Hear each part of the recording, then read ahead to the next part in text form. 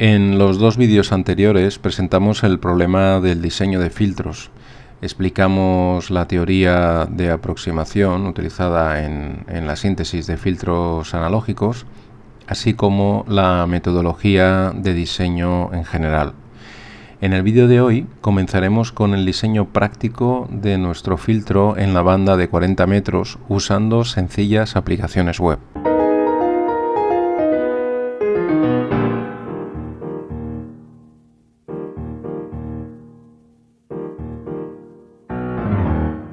Esta es la aplicación web que vamos a utilizar.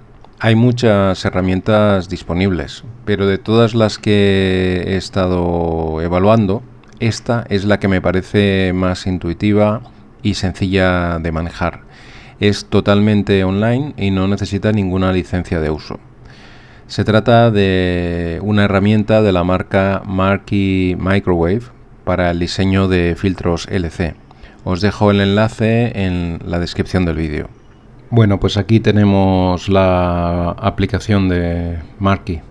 A la izquierda vemos un panel donde podemos seleccionar las propiedades del filtro. Por un lado podemos seleccionar si queremos un filtro pasabanda, pasa alto, pasa bajo o elimina banda. El tipo de aproximación, la de Chebyshev, elíptica, Butterworth, inversa de Chebyshev, de Bessel, y otra que se llama de Legendre, que es otra que no explicamos en el otro vídeo, pero que también utiliza otra aproximación. También podemos seleccionar la topología, si queremos, pues por ejemplo, que a la entrada tener un condensador en serie, o un inductor en serie, o un condensador en paralelo, o un inductor en paralelo, depende de lo que nos interese. También podemos seleccionar el orden del filtro y aquí, por ejemplo, en el caso de un filtro pasobanda, pues nos permite también seleccionar las frecuencias de corte inferior y la superior. También, como en este caso hemos seleccionado Chebyshev, no sé si recordáis que los filtros de Chebyshev tienen un ripple, digamos, en la banda de paso. Entonces aquí le podemos especificar cuál es la máxima atenuación, digamos, rizado en la atenuación que queremos en la banda de paso. También podemos seleccionar la impedancia de entrada y de salida. Y es muy sencillo. Entonces vamos a suponer que queremos hacer un filtro pasa bajo, que sea de Butterworth, que es el más sencillo, que tenga un condensador en paralelo en la entrada, de orden 4, por ejemplo, y con una frecuencia de corte de 10 MHz. Lo computamos y aquí ya tenemos diseñado el filtro. Este es el filtro ya perfectamente calculado con todos los valores. Aquí lo que vemos es su respuesta en frecuencia. La gráfica azul es la atenuación en función de la frecuencia y la gráfica morada es la adaptación de impedancias, es el coeficiente de reflexión.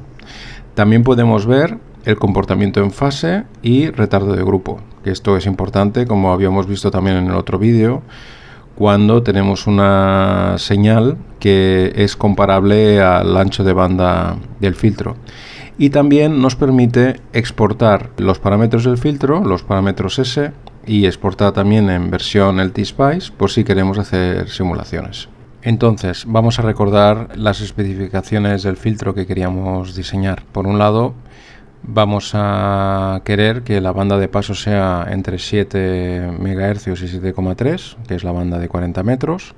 Por otro lado, queremos que las pérdidas de inserción en la banda de paso sean pequeñas, vamos a definir pues que sea menos de 1 dB, y que tenga una buena adaptación de impedancias en la banda de paso, que eso lo determinamos con una ROE, una relación de ondas estacionarias menor que 2, o un coeficiente de reflexión menor que menos 10 dB a 50 ohmios.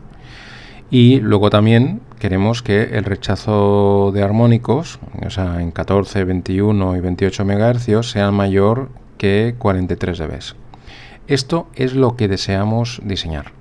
Entonces, teniendo en mente los requerimientos del filtro que queremos diseñar, vamos a comenzar. Entonces, seleccionamos un tipo de filtro paso banda Inicialmente vamos a dejar que sea Butterworth. Vamos a decirle que nos haga un filtro cuya entrada sea un condensador en paralelo, que sea de orden 2, y vamos a especificar la frecuencia de corte inferior en 7 MHz y la superior en 7,3 MHz. La entrada y la salida, la impedancia son 50 ohmios y le decimos que nos lo calcule. Y aquí lo tenemos. Aquí tenemos los componentes calculados y aquí la respuesta en frecuencia. Entonces, cosas que vemos en la respuesta de este filtro. Por un lado, el nivel de lo que es la amplitud. Claro, en 7 MHz tenemos una atenuación de 3 dB y en 7,3 una atenuación de 3 dB, que está bien. Lo que pasa es que en realidad nosotros no queremos tener atenuación de 3 dB en esos dos extremos. Queremos que no haya atenuación desde 7 hasta 7,3. O sea, en realidad lo que tenemos que hacer es especificar el filtro para que no tenga atenuación. Tenemos que extender un poquito más lo que es el ancho de banda, de manera que entre 7 y 7,3 no tengamos atenuación. Si esto lo cambiamos, podemos comenzar, por ejemplo, en 6,8 MHz y que llegue hasta aproximadamente 7,6, por ejemplo, 7,6, y lo calculamos. Y ahora aquí lo que vemos es que en 7 MHz tenemos todavía un poco de atenuación y en 7,4 tenemos un poco de también 0,3 dB de atenuación, pero está dentro de la especificación de 1 dB que nos habíamos fijado, o sea que podemos decir que está bien. Otra cosa que vemos aquí es que en 7 MHz, si miramos la adaptación, nos queda justo en el límite de lo que nos habíamos propuesto. Si os fijáis, tenemos aquí menos 10 dB en 7,4 y menos 10 dB en 7, que estrictamente hablando cumpliría con lo que queremos. Aquí podemos, digamos, darlo por bueno. Lo que ocurre es que luego hay que implementarlo en la realidad de este filtro. Y si os fijáis aquí, los valores que nos ha calculado son los valores exactos que cumplen la especificación con el filtro de Butterworth. Si veis estos valores, 5,6 nanofaradios, 87,1 nanohenrios, estos valores no son comerciales. Entonces tenemos que ir un paso más allá y utilizar valores comerciales. Entonces aquí nos permite también la herramienta utilizar valores estándar. Y aquí es donde podemos decir, bueno, pues voy a utilizar valores de condensador dentro de, por ejemplo, de la tolerancia del 10% y valores dentro del 10% también en los inductores. Incluso podemos especificar el valor mínimo de los inductores y de los condensadores. Entonces le vamos a volver a dar cálculo y ¡pam! ¿Qué ocurre? Pues que nos sale algo que no es ni mucho menos lo que queremos. Claramente la adaptación de impedancias no es lo que queremos, en ningún caso supera los 7 dB. Y la respuesta en frecuencia, si nos vamos a 7 megas, por ejemplo, vemos que es más de 1 dB. Por lo tanto, utilizando componentes estándar y un filtro de orden 2 en la tipología Butterworth no funciona bien.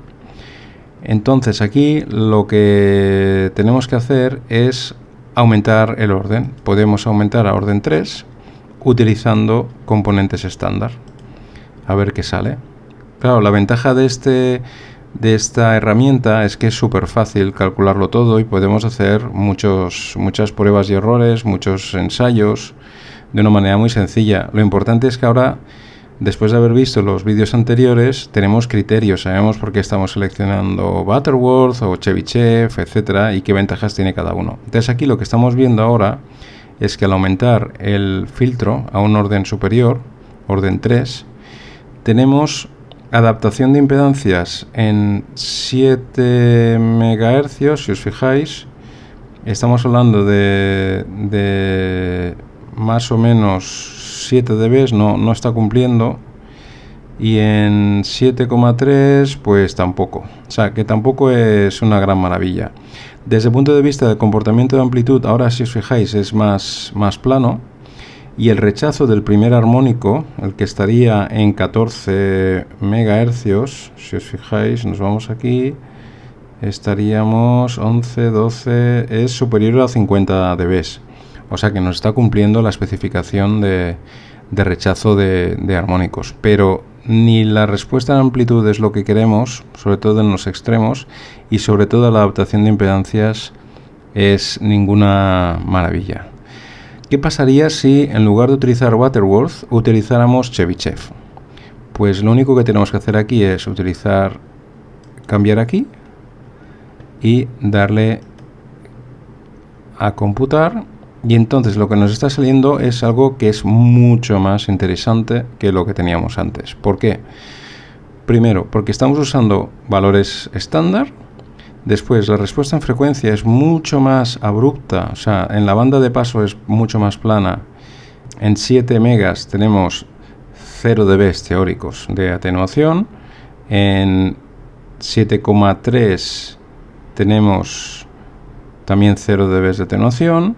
El rechazo del primer armónico es espectacular, porque estamos hablando de, si os fijáis, podemos aumentar la escala, vamos, que no hay manera. O sea, en 14 megas tenemos más de 50 dB de rechazo. Y la adaptación de impedancias, si os fijáis, está siempre por debajo, a partir de 7 megas, está por debajo de 18 dB, de menos 18 dB, que está súper bien. O sea, aquí ahora sí que tenemos un filtro con una respuesta en la banda de paso muy plana, con una adaptación de impedancias buenísima dentro de la banda de paso, con un rechazo de armónicos excelente y orden 3, que está súper bien, que es muy sencillo. Y además utilizando componentes comerciales. Vamos a hacer la prueba, por ejemplo, del mismo filtro utilizando la aproximación de, por ejemplo, de elíptica, que es más selectiva. Y aquí lo que tenemos es que la respuesta en frecuencia en la banda de paso no es tan plana, la adaptación no es tan buena en la banda de paso, y eso sí, el rechazo está mejor, pero realmente no tenemos lo que queremos, que es una buena adaptación en la banda de paso. Entonces, es uno de los temas que tienen los filtros elípticos, que cuando estás cerca de la frecuencia de transición, de la frecuencia de corte, el comportamiento en fase no es muy bueno y tampoco tienes muy buena adaptación de impedancias. Entonces volvemos al Chebyshev. Vamos a utilizar el Chebyshev. Aquí está, que es lo que teníamos antes. Y vamos a rizar el rizo. Vamos a probar ahora a utilizar componentes con tolerancia todavía mayor. En lugar de 10%, un 20%. Para hacerlo lo más sencillo posible. Voilà. Entonces, ¿qué ha pasado? Ahora no tenemos tan buena adaptación. Antes teníamos casi 18 dB. La respuesta en frecuencia sigue siendo bastante plana. El rechazo del primer armónico está muy bien. Y estamos teniendo con valores de 4,7 nanos, 100 nanohenrios, 10 microhenrios, 47 picofaradios.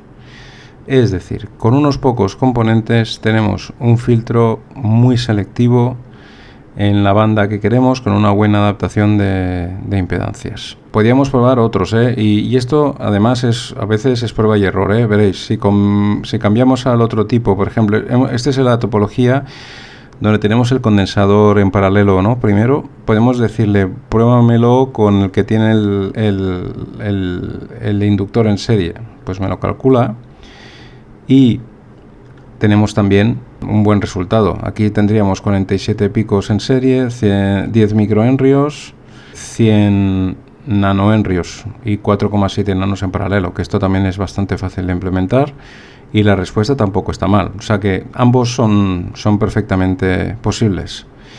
Así que, bueno, vamos a implementar estos dos en la realidad, digamos, con un circuito real y veremos a ver. Por curiosidad, aquí vemos la respuesta en fase y el retardo de grupo. Vemos aquí que el retardo de grupo, que es la gráfica morada, varía mucho dentro de la banda de paso. Entonces, no nos importa demasiado en esta aplicación porque el ancho de banda de las señales que van a pasar por aquí son de voz. Estamos hablando de un ancho de banda de 3 kHz como mucho, y realmente la distorsión que va a sufrir va a ser muy pequeña. Pero si estuviéramos hablando de señales con un ancho de banda de 300 kHz, sí que tendríamos distorsión importante de retardo de grupo y tendríamos que utilizar otra aproximación si no quisiéramos tener problemas de distorsión. Pero bueno, en este caso, para aplicaciones de voz y en este tipo de filtros, con este filtro de Chebyshev va muy bien. Así que vamos a probar a implementar este filtro. Entonces, en el siguiente vídeo lo que haremos será, como he dicho antes, montar estos dos filtros. Tenemos dos opciones para un filtro de Chebyshev de tercer orden que cumple los requerimientos. Hay uno de ellos, el que tiene el LC en serie, que parece que tiene mejor comportamiento de adaptación de impedancias. Luego veremos que a la hora de implementarlos en la realidad, pues las cosas no son tan ideales como parece y bueno, pues acaban habiendo ajustes y bueno, por eso hay que ser prudente antes de, digamos, estar seguros de cuál es la versión definitiva. Y bueno, va a ser un ejercicio interesante para aprender, ¿no? Un poco lo que hay desde la teoría hasta la realidad. También hemos visto en el momento de diseñar el filtro, pues que lo que a priori parece que funciona muy bien, luego si utilizamos componentes comerciales, como componentes reales, pues claro, también limita el comportamiento del filtro y de alguna manera nos fuerza a utilizar otras topologías o aumentar el orden del filtro. Pero bueno, esto es la vida real y es la parte que me parece interesante de todos estos vídeos. Así que bueno, lo dejamos aquí y nos vemos en el siguiente vídeo. Hasta pronto.